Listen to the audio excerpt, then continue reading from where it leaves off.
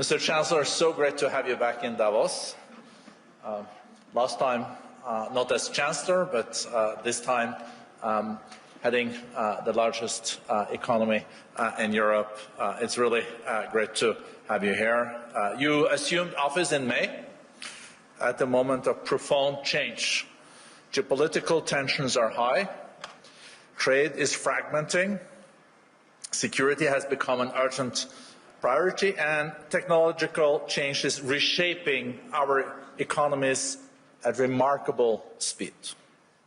Europe must respond to these challenges, and Germany, as Europe's economic engine, carries a particular responsibility, shaping the continent's future. I know after your speech here, you will be going to Brussels in another meeting, but as you saw also, Mr. Chancellor, things do happen in Davos, there are processes, and I guess the discussions around Greenland is going to be a little bit easier this evening in Brussels. Since taking office, you have sent important signals. A shift in fiscal policy, significant investments in defense and infrastructure, and a more active German role on the international stage. As Mario Draghi has warned, without bold action, Europe risks a slow agony.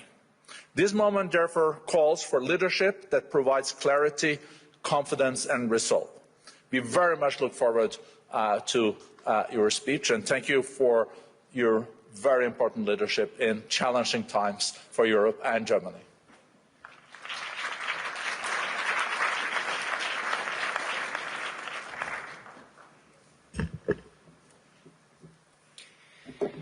Now, President Borge-Brende, ladies and gentlemen, the calm and peace up here on the magic mountain in Davos is at stark contrast to a world whose old order is unraveling at breathtaking pace.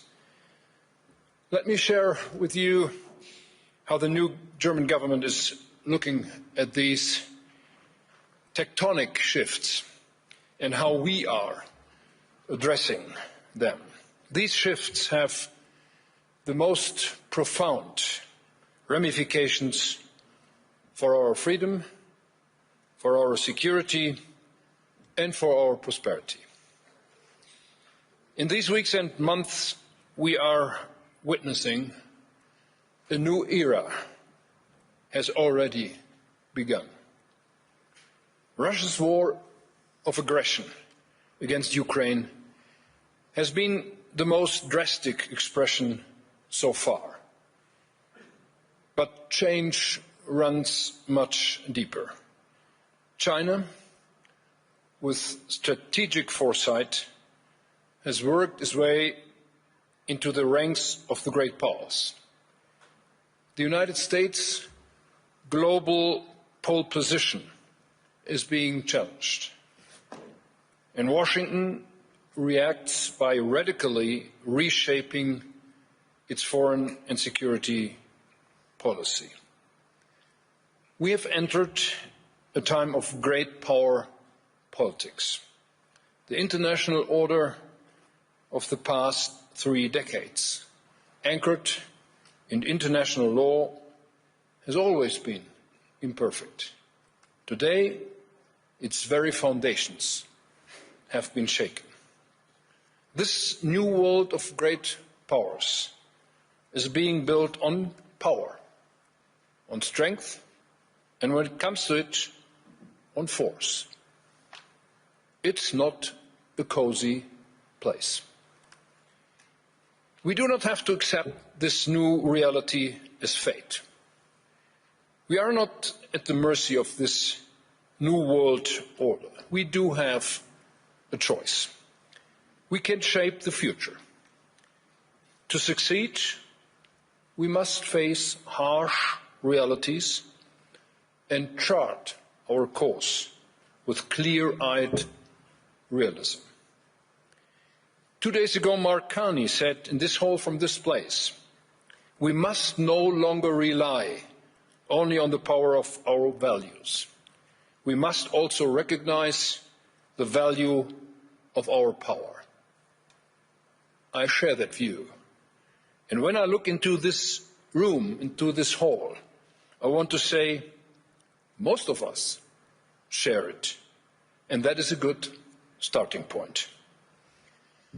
European friends, if I may say so, our power today rests on three pillars: our security, our competitiveness, and our unity. First, we must invest massively in our ability to defend ourselves, and we are doing this. Second, we must rapidly make our economies competitive, and we are doing this.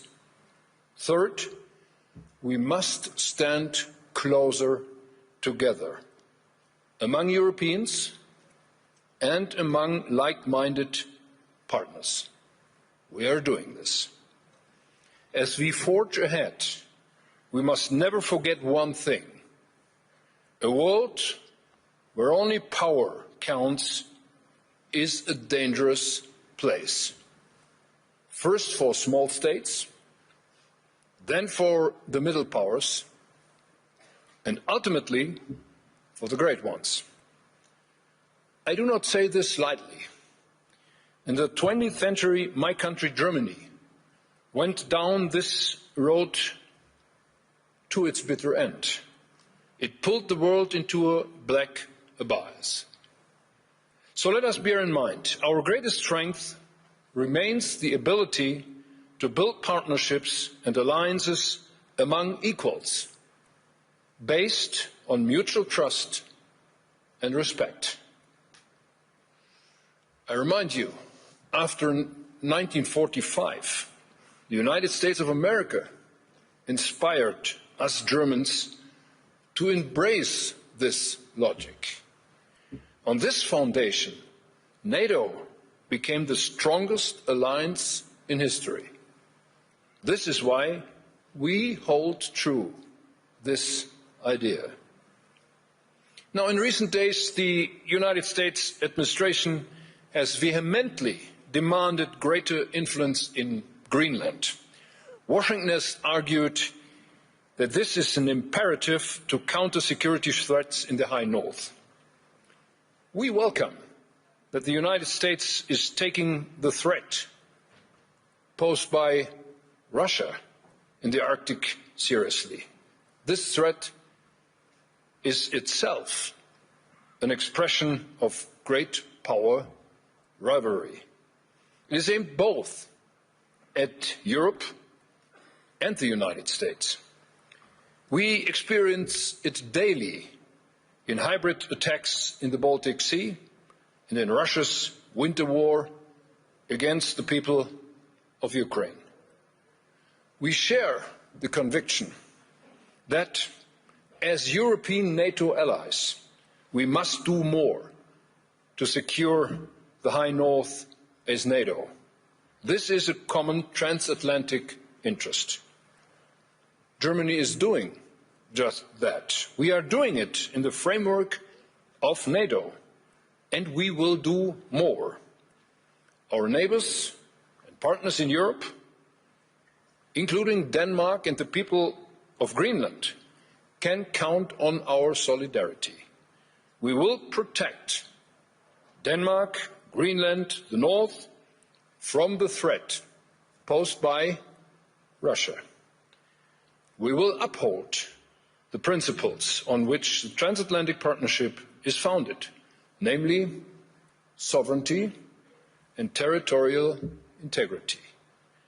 We support talks between Denmark, Greenland, and the United States on the basis of these principles. I have discussed this with President Trump, Prime Minister Frederiksen, Secretary General Mark Rutte, and others in these days. The aim of these talks is to agree for closer cooperation amongst allies in the High North and beyond. It is good news that we are making steps into that right direction. I welcome President Trump's remarks from last night. This is the right way to go.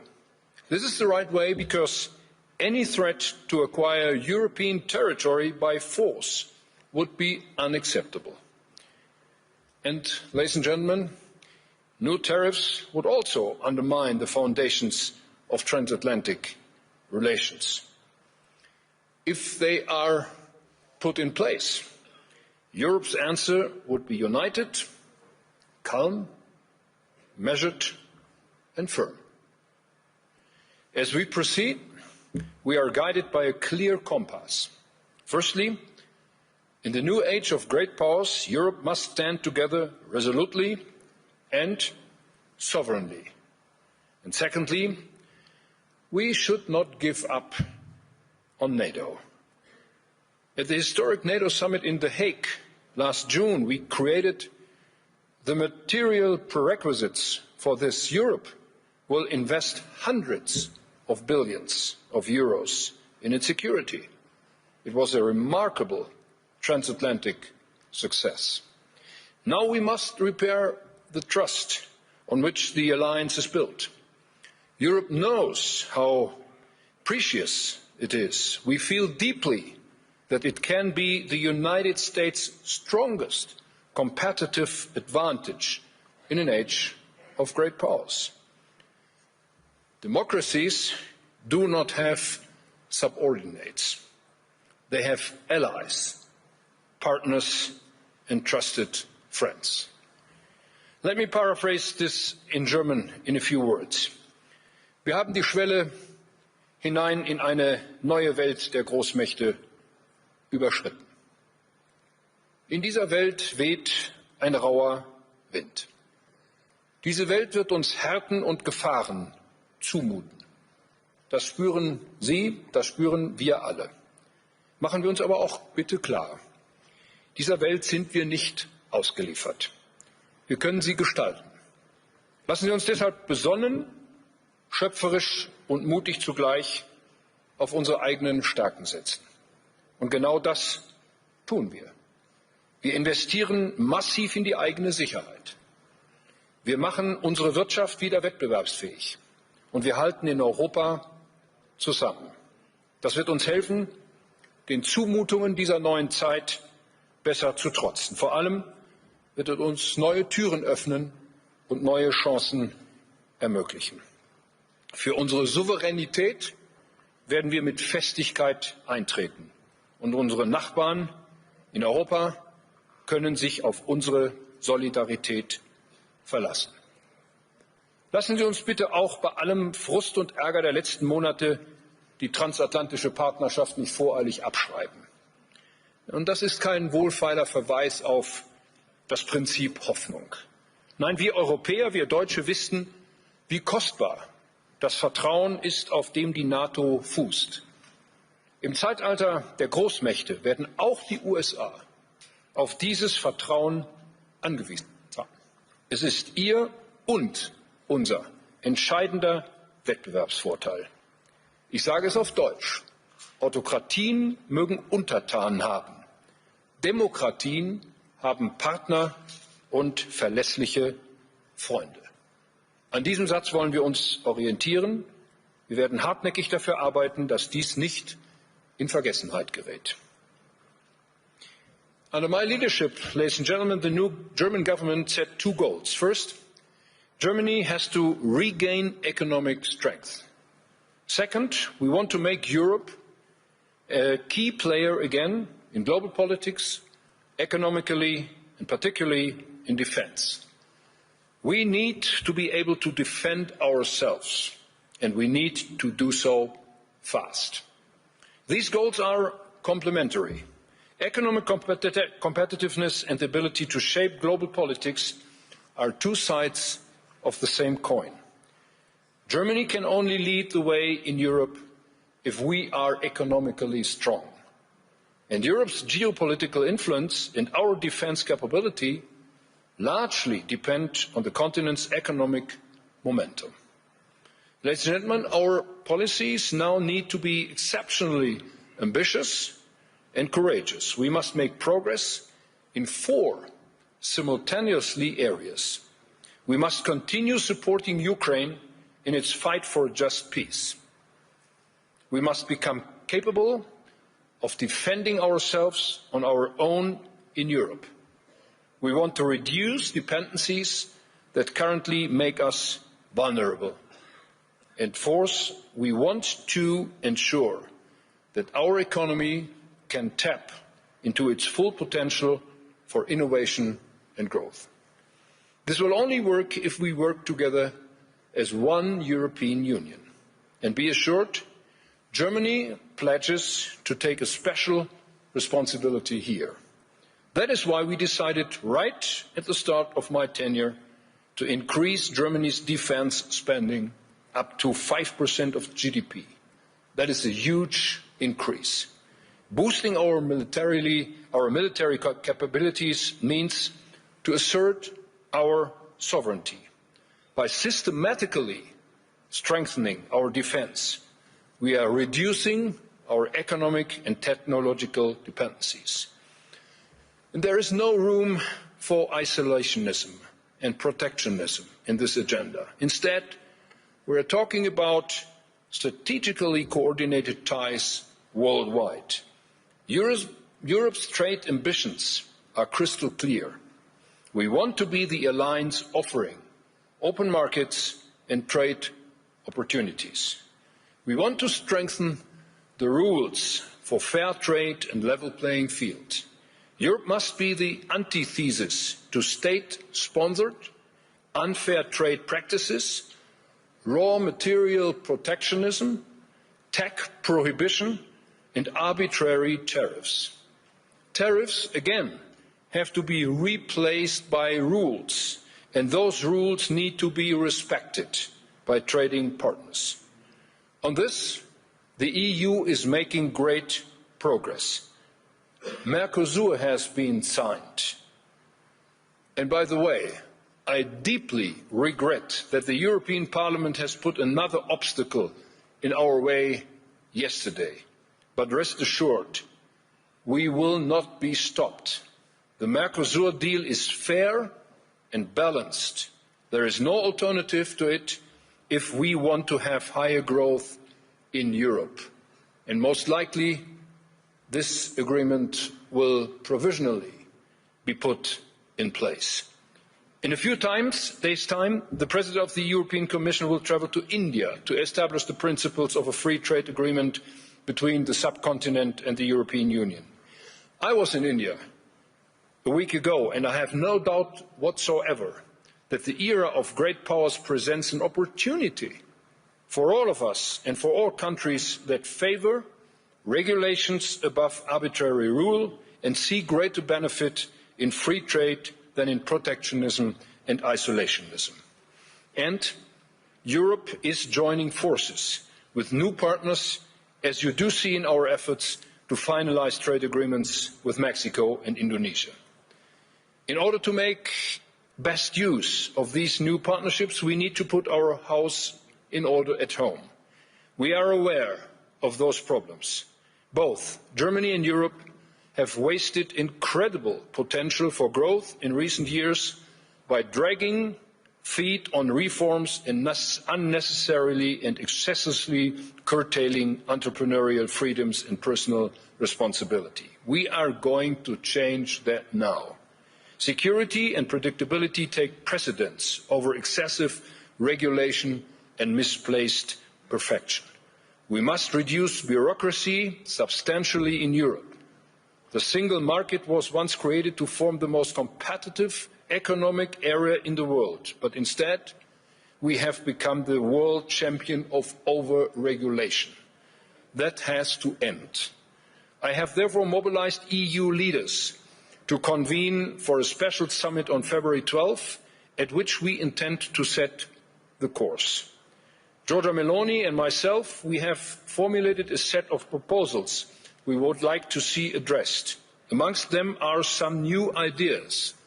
We propose an emergency brake for bureaucracy, discontinuity for legislative work, a modernised EU budget putting competitiveness centre stage. We want to have a fast, dynamic Europe and a service-oriented administration. I will insist that rapid progress be made, including on the Capital Markets Union. We cannot allow our European champions to continue being dependent on capital markets outside Europe. Instead, they should be able to grow in Europe, they should be able to be financed in Europe, and they should be able to go public in Europe. At home, we are making Germany competitiveness again as a place for business and investment both, in industry and our many small and medium-sized enterprises. Let me tell you, the so-called Mittelstand in Germany has to be reckoned with. We are providing more targeted support to innovators, removing obstacles from their path and making it easier for them to access capital markets. We have reduced energy costs. The focus for our electricity supply is on a combination of renewable energies, storage and modern gas power plants.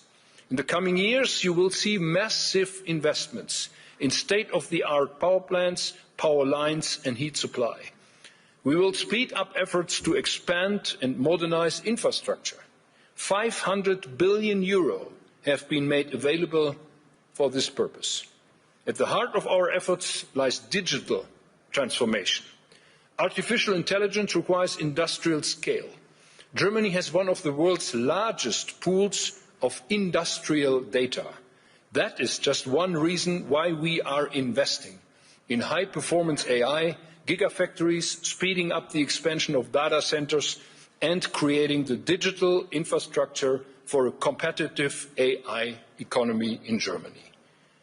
Our research and technology policy is guided by a new high-tech agenda. We are global leaders in so many areas of cutting-edge research.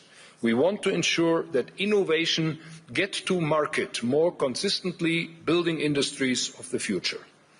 And whoever wants to invest in the future, let me be clear, you will find a very strong partner in Germany. We want to be a leading investment location for global capital. Our policy is to mobilize private sector investments in infrastructure, high-tech and industrial transformation with clear rules, strong institutions and long-term reliability. Now, ladies and gentlemen, let the headlines of the day not confuse you. I urge you, look at the bigger picture. The world around us is changing at unprecedented pace. The direction it takes must worry us. A world of great powers is a new reality. Europe has gotten the message. Germany has as well gotten the message. We must and will live up to these challenges. My government will do its homework and pursue an ambitious reform agenda revolving around security, competitiveness and European unity. Let us be inspired by what is maybe the most important lesson of enlightenment. Our fate is in our hands. It is in our responsibility and our freedom to shape it. This historic task lies ahead of us. Germany wants to play a key role in mastering it. Many thanks for your attention.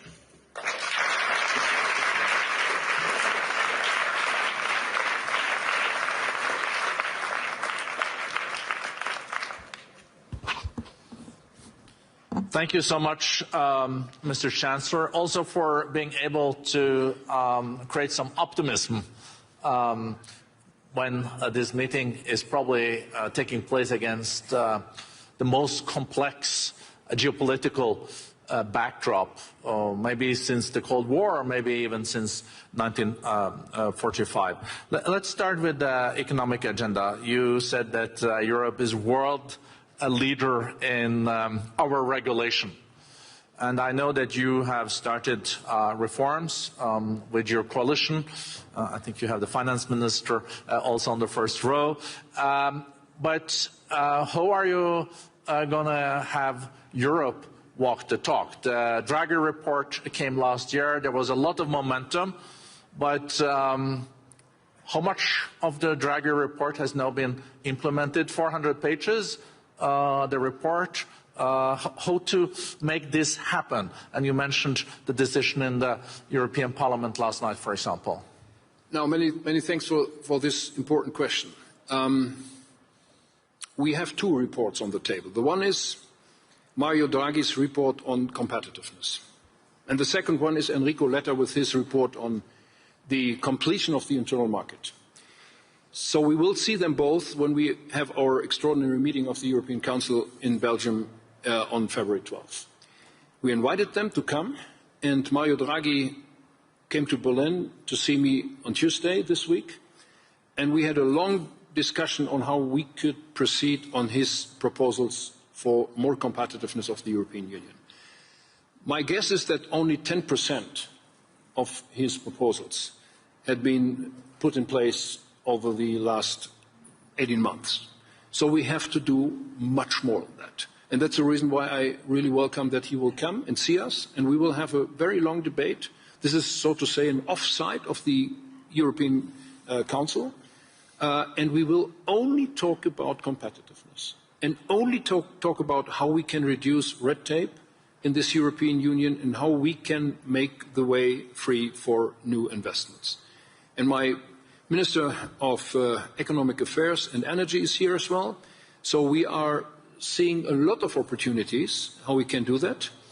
And my meetings during this Davos Economic Forum in this year making me extremely optimistic that there are many investors, many CEOs here seeing Germany as one of the key places for further investments. So we have to do our work.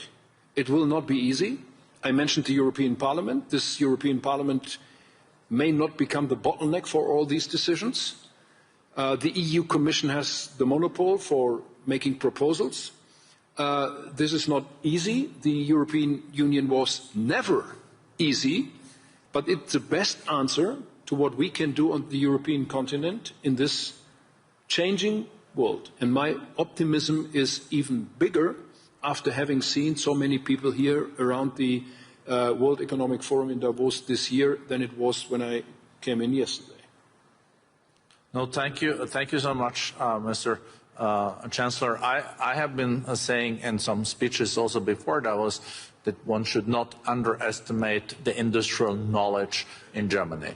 So if you produce something and manufacture, you can also then pivot to something else as long as you know how to do industry. But last year, German economy grew again after 2 years of recession, 0.2%. I guess that's a little bit anemic to your taste. So what are you doing to make sure that you will see stronger numbers? Well, 0.2% is unsatisfactory for an economy like Germany. The foresight for 2026 has been a little bit improved by the IMF in these days, up to 1.1, and 2027 up to 1.5. But that is still relying on our investments on infrastructure financed by additional debt. So this is something we are seeing as a sort of momentum, publicly financed, but not an upswing which is constantly looking into the future. We are faced with one big obstacle, and that is productivity. Productivity of the German economy is more or less low for a decade now. So we have improved that, and there are 4 obstacles in front of us in terms of costs. The one is energy, the second one is bureaucratic burdens, the third one is taxes, and the fourth one is labor costs. And we are addressing them all. It's not easy. For example, tax costs has always already been reduced by my government. We are going down to 10%, and additionally with other taxes on corporates, we will have around about 25 in Germany in 4 years' time, 5 years' time from now. That is a good number, but that is not enough. We have to reduce bureaucratic costs. We had some small successes last year, reduced bureaucratic costs for our industry last year by roughly 3 billion.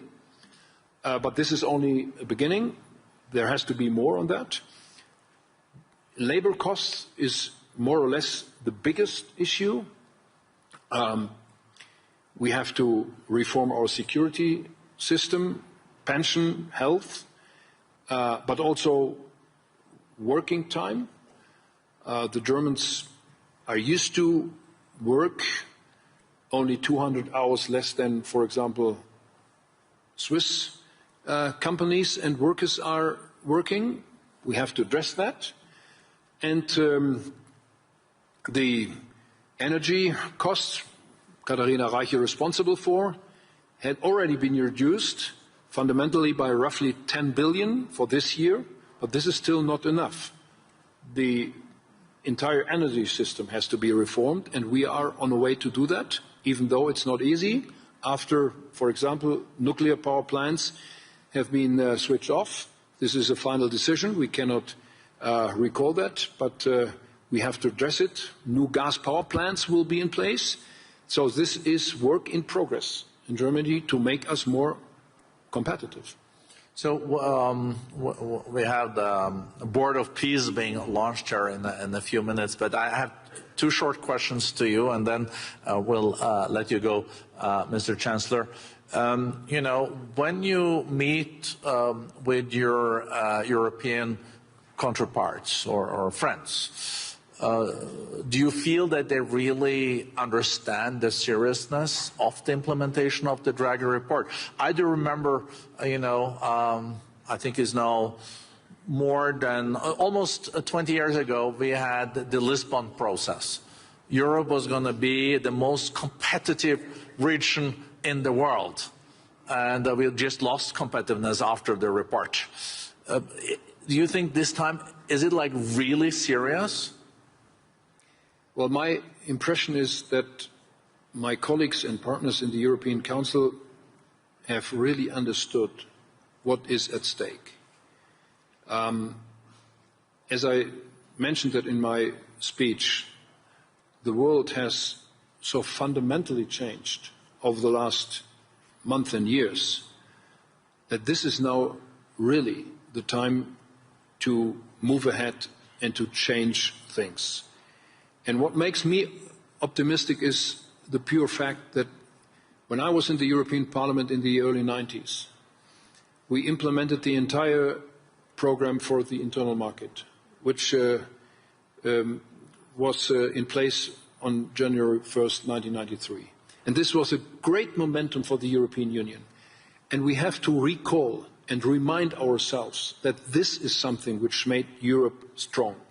And this was the best address to the world around us in terms of more competition and more competitiveness for the European Union. And my feeling is that we are sharing the same momentum which we had in the 80s when we talked about sclerosis of the European Union, now again. And that is something we will talk about. We will have a meeting of the European Council tonight in Brussels to talk about all these challenges. And my colleagues and myself, we are really addressing that, and we really hope that we will be able to catch up and to take our decisions which are strongly needed. Such a good answers. I think we end on that optimistic note. Thank you for your leadership, Mr. Chancellor. Thank you for coming back to Davos.